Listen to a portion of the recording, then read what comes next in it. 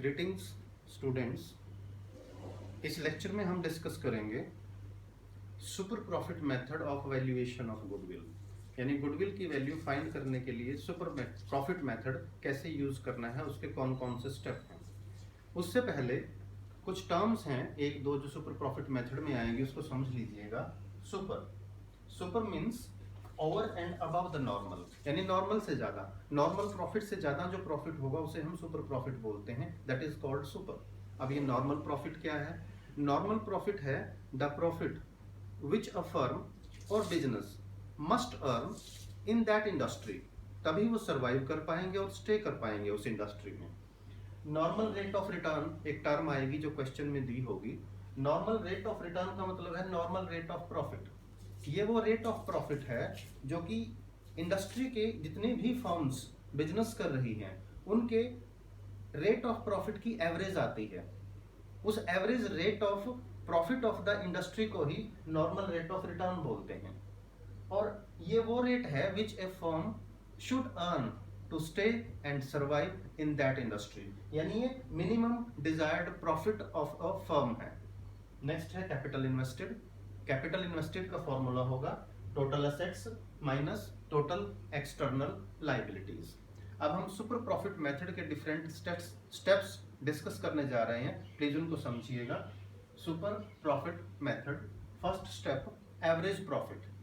Average profit का formula होगा total profit upon number of years. इसे हम पहले भी डिस्कस कर चुके हैं average profit method of valuation of goodwill में। सेकंड स्टेप है हमारा नॉर्मल प्रॉफिट। नॉर्मल प्रॉफिट का फॉर्मूला होगा, देखिए, capital invested into normal rate of return upon 100। Normal rate of return already question में गिवन होगी।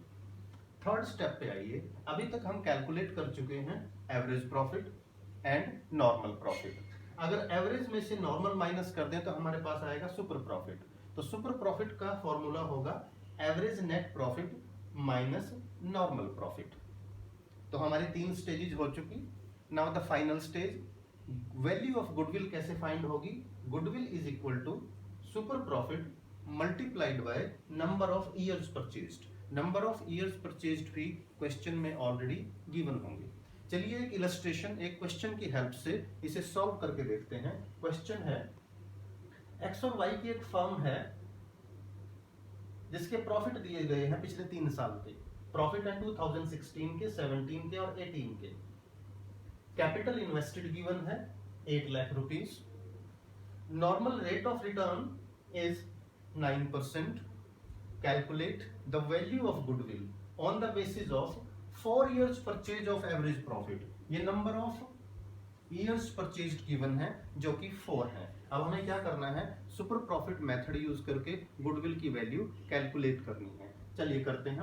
फर्स्ट स्टेज है हमारी एवरेज प्रॉफिट।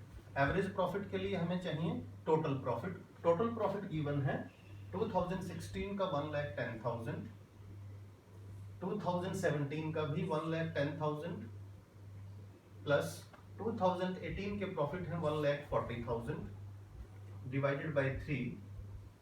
इसकी एवरेज आएगी ₹1,20,000। This is the average profit.